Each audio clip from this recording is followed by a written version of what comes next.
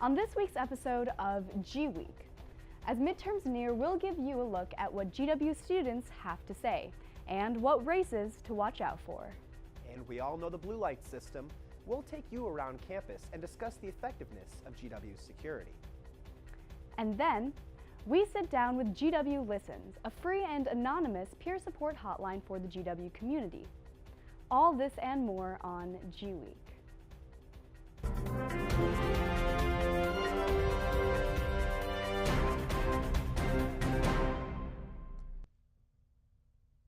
Welcome to the show. I'm Ethan Evers. And I'm Vruti Venkatesan. It's officially election season. We begin our show this week with pre-midterms coverage. For weeks now, voters have been sending in absentee ballots and voting early, all in anticipation for November 6th. Reporter Sarah Gregory discusses the importance of participating in this year's election. The 2018 midterm election is just around the corner, and university students across the country are excited to be a part of the democratic process.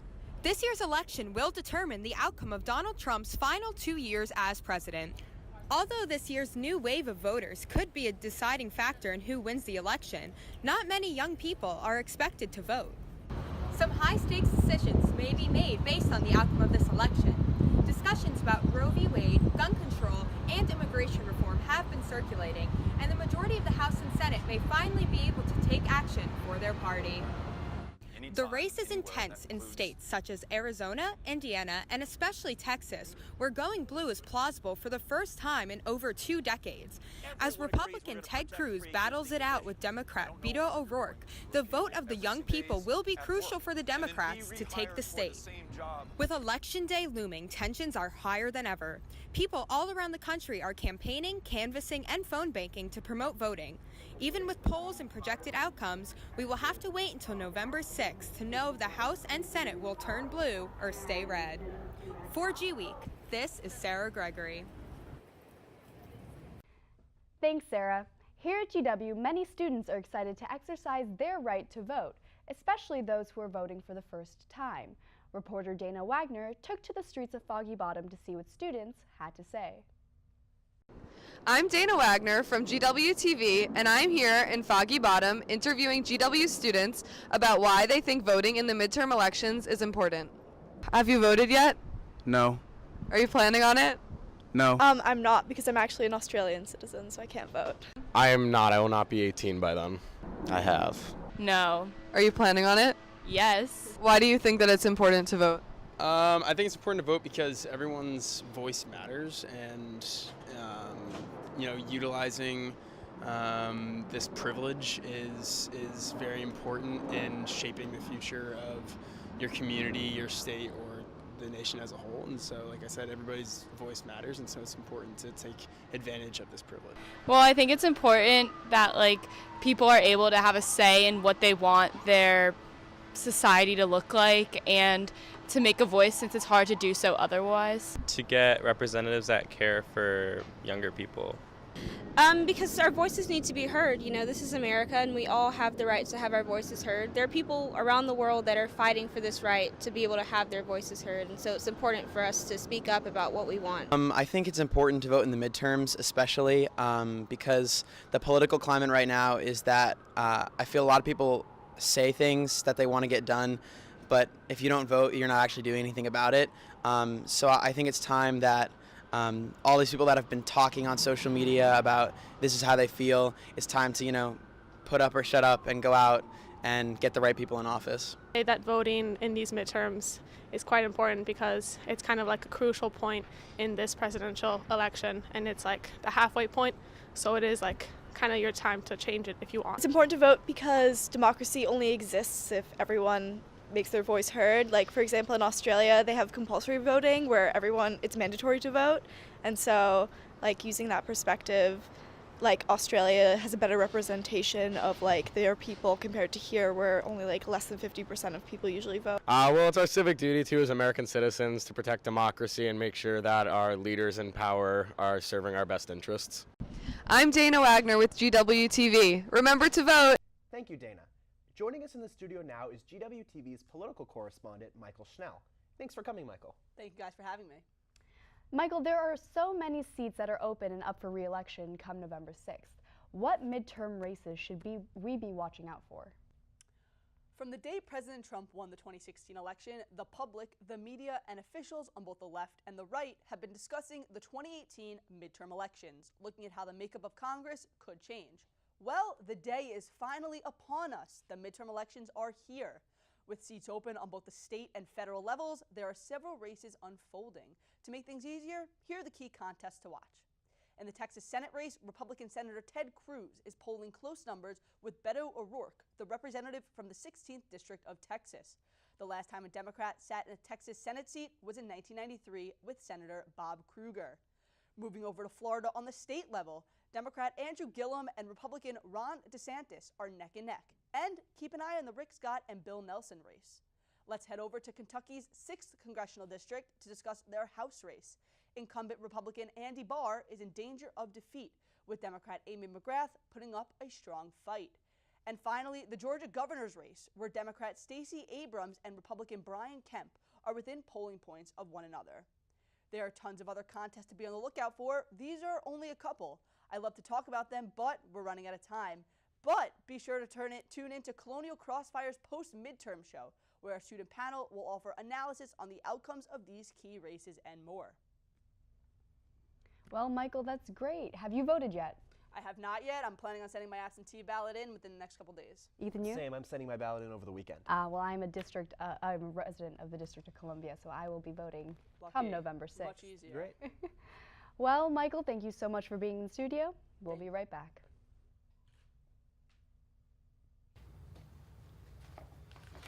Yeah, so I don't know if I like. Hey, Cole. Yeah. Thank God we don't all look the same.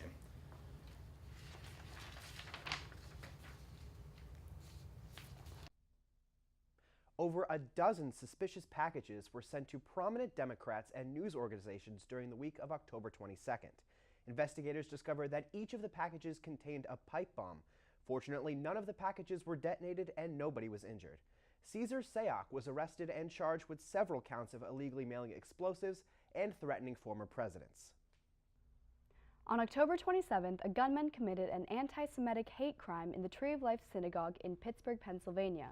According to authorities, the accused shooter, Robert Bowers, stormed into the synagogue shouting hate for Jews while killing worshippers in a 20-minute attack. 11 lives were lost and 2 worshippers and 4 officers were injured. On Tuesday, President Trump traveled to Pittsburgh to express his sorrow and support for the community. Pittsburgh residents stand together in this time of tragedy and will not let this act of hate suppress them. The GWTV community stands with you, Pittsburgh. Several synagogues as well as universities in the D.C. area held interfaith vigils commemorating the 11 lives. Members of various D.C. communities came together to mourn the lives lost, as well as offer a sense of comfort and solidarity during this time of shock across the nation. Switching gears now, in light of the UN report on climate change, Fossil-Free GW protested a recent Board of Trustees meeting, demanding the university to divest the endowment away from fossil fuels. Reporter Jessica Nix had the opportunity to speak with the protesters during the event. Full divestment now! Full divestment now! Full divestment now! Full divestment now! On October 19th, students from various student organizations met on Kogan Plaza to protest the Board of Trustees meeting and demand full divestment of the endowment from fossil fuel companies. Hi, I'm Bridget Anzano. I'm the president of GW College Democrats, and I'm here because it's obviously a very pressing issue. The UN report that just came out said we have 12 years to pretty much clean up our act. The U.S. is the second user of fossil fuels, and we're really not taking a large role in helping this effort. So in a time when it's clear that our government isn't really being cooperative and understanding the severity of the issues that our world is facing, I think that it's really important that we're out here today. Fossil-Free GW marched to the Marvin Center in hopes of silently protesting outside of the meeting. 2 students, Matt Zimmer and Eden Vitoff, read a statement in the meeting and then joined the silent protesters. Stating that the protesters were not allowed near the meeting, GW police asked the students to leave the building. After being told multiple times to leave, students began chanting and marching back to Kogan Plaza. After the board meeting, Chairman Nelson Carbonell declined to comment as to whether or not the board will divest the endowment from fossil fuel companies. We read them a statement which we will read to you right now. We are representatives of the student body at large. Call upon you, President LeBlanc, Nelson Carbonell, and the Board of Trustees to fully divest the endowment of the George Washington University from all of its holdings within the fossil fuel industry. What do we want? Divestment! When do we want it? Now! For GWeek, I'm Jessica Nix. Thanks, Jessica. We'll be right back. Stay with us.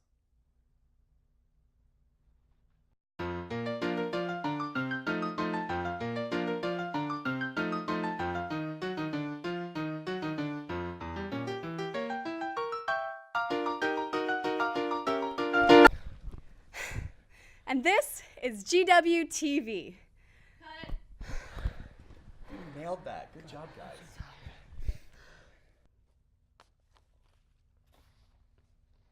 The Office of Student Rights and Responsibilities has rewritten the Student Code of Conduct, effective October 2018. This is the first revision that has been made to the document since 1996. GWeek reporter Julia Albert has the story. Over the past month, the GW Office of Student Rights and Responsibilities has been working to revise the GW Code of Student Conduct. This is the first time that the code has been revised since 1996, before most current GW students were born. The revisions are made to ensure that the code is easy to understand and that it is up to date with current practices and policies. According to Christy Anthony, the director of the Office of Student Rights and Responsibilities, the most notable changes include a change in the way that discriminatory harassment and unlawful discrimination are labeled, new criteria in the appeals process, and the removal of fines as a foundation for sanctions. I spoke with GW students and found that many were unaware of what the Code of Student Conduct entails, or that it was recently revised. I believe the GW's Code of Conduct is rules for students of how they should act in academic settings. I think it's a basic guideline for how students act on campus.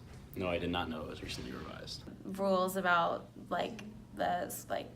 campus regulations and stuff like that. Christy Anthony explained that the code is an expression of community values, and as we are all impacted by how GW responds to violations, everyone is affected. In the coming weeks, the GW Office of Student Rights and Responsibilities will be hosting listening sessions for students to give feedback on the new Code of Student Conduct.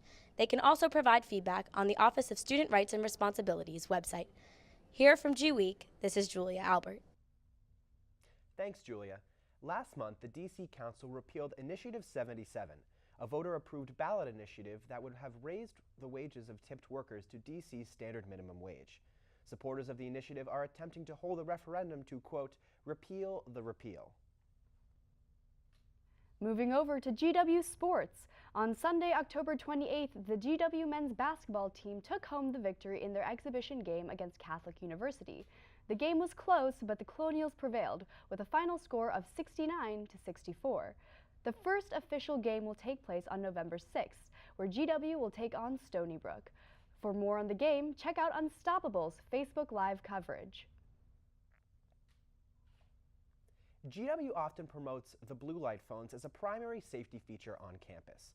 GWeek reporter Michael Beans took a look at the status of these phones and other security measures for students. The GW Blue Lights serve as a student's last resort to contact emergency services and a deterrent to crimes in their areas of influence. But a review of their maintenance casts doubt on their effectiveness to students in an emergency situation. GWeek surveyed all 43 blue light locations on the Foggy Bottom and Mount Vernon campuses. Of the 43 locations surveyed, only 11 were fully lit. The remaining 30 were either dim or completely dark. 5 weren't marked on the maps of the campus, and 7 blue lights marked on the map were completely missing.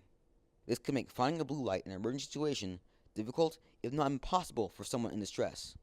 Many students have realized that blue lights aren't their first option for contacting emergency services. Well, luckily, I've never been in a position where I would even be close to using a blue light system. I'm a kid that usually just has her hand in the phone, so I'm usually just on it all the time. So I would just call 911. The university recognizes that the blue light phones aren't a student's primary choice for reaching emergency services. Daryl Darnell said in a statement, "In recent years, we have seen a decrease in the usage of blue light phones.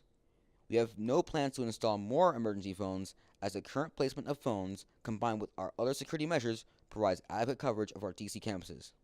A main resource GW supports is GWPAL, a smartphone app that allows its users to contact emergency services, call for a ride, or even submit crime tips. I do have the GWPAL app downloaded. I was all set up. I think I would just be more comfortable. It would just make more sense just to call 911. Though the relevance of GW Blue Lights has diminished, students can still get help via their mobile phones, as long as they're charged. This is Michael Beans reporting for GWeek. Thank you, Michael. We'll be right back.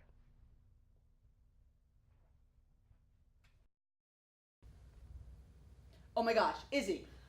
Michael, what's wrong? Trump just tweeted again. Oh my God. I guess we're gonna have to debate about it. This is Colonial Crossfire.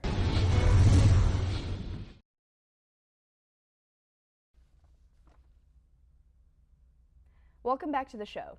Joining me now is Anastasia Parvankin, the former director of GW Listens.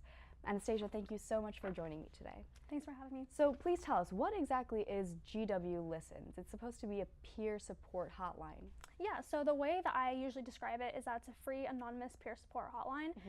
And so what that basically means is that our volunteers are trained peers at this university. They're students. And our volunteers are kept anonymous. And so we have a phone hotline, a text hotline, and an online chat, and so any student on campus can use one of these channels anonymously and connect to another peer on campus. Great. So who exactly are these peers? I know they're anonymous, but are they trained a specific way? Do they have to go through a class?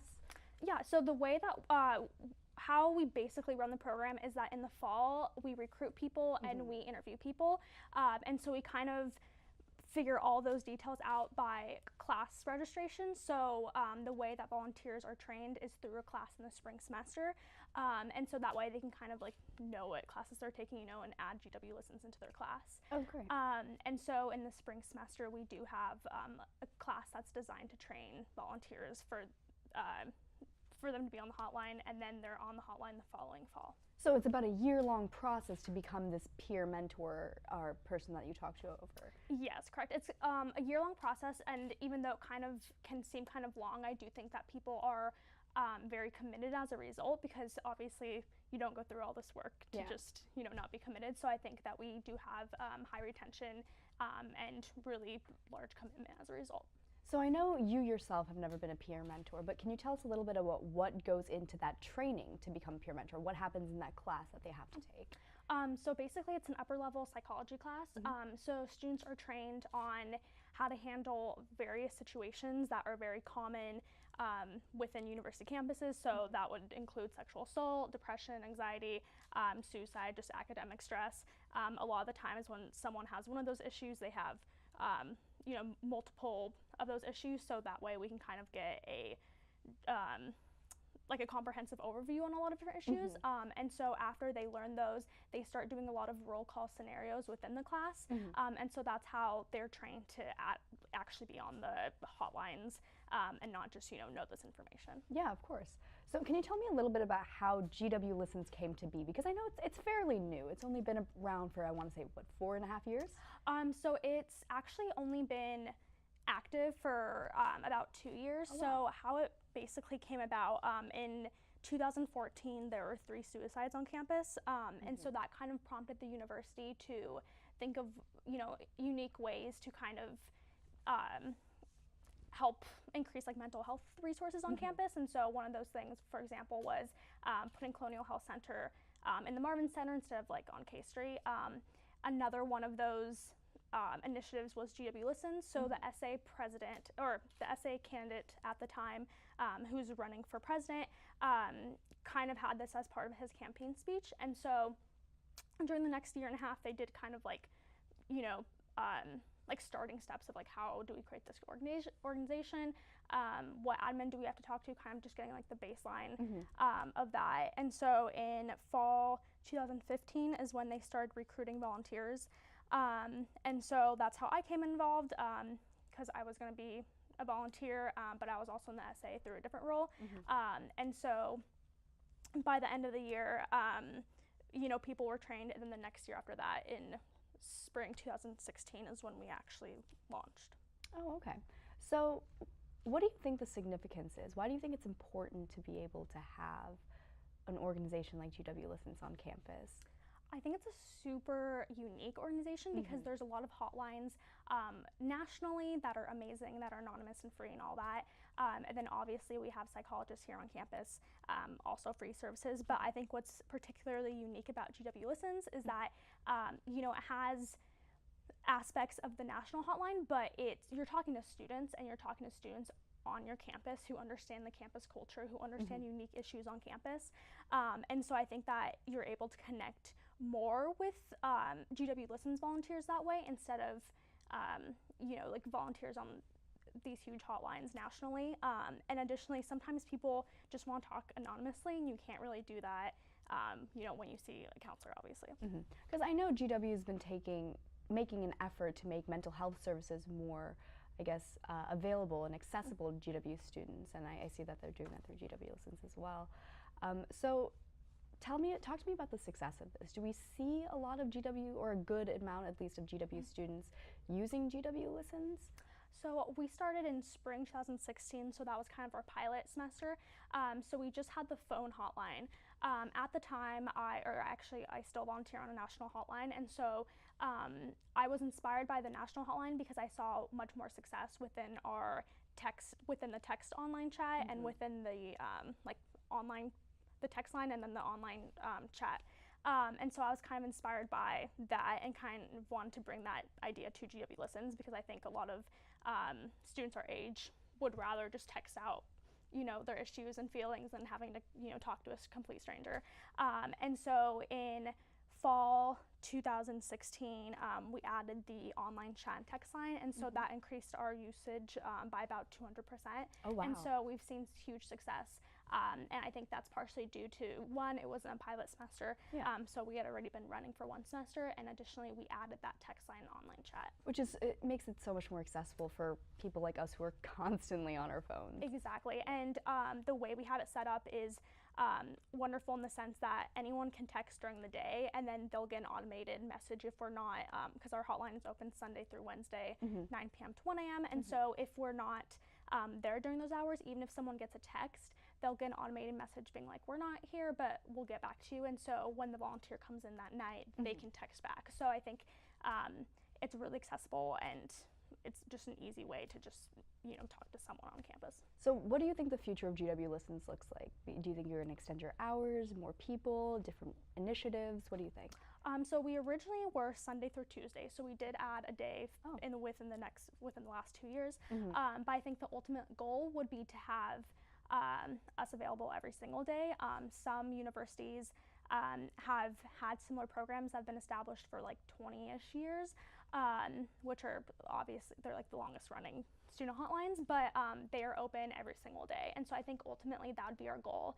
And then that kind of comes from multiple components are included in those efforts, but one of them is just having like enough volunteers and enough very qualified and well-trained volunteers. That's great. So we have to wrap up now, but I just want to leave the GW community with this. How can they get in touch with GW Listens or a peer mentor if they need to? So we have multiple ways that you can get our information. So through the Student Association website, that is how the online hotline exists. So if you just go to the Student Association website, on the very top of every single page you go on the Student Association, it has a little GW Listens sign, so you can see on any page on the Student Association. And if you click on that, that has our phone number and our phone number and text line number as well. And we also have a Facebook page, Instagram page, Twitter page. So if you just look up GW Listens on any one of social media platforms, you'll also find us. Well, Anastasia, this was great. Thank you so much for being in studio with us. Thanks for having me. We'll be right back. Stay with us. You guys ready? Let's do it. Yeah, let's do it. Okay, ready? Let's go. Welcome. Wait, do you want me to go or? I thought I was going. No, you go. You go. Sean and Michael, Yeah, why well, don't you guys? yeah, Yeah. okay. Okay. Okay, ready? Welcome to G. I thought I was supposed to start. I thought I was going to go first. Here we go. Here comes Parker. Come on, guys. It's not that hard, all right? It's just one line, all right? You guys know the line. Welcome to GWTV. You can visit us at gw-tv.com. See, that wasn't so bad.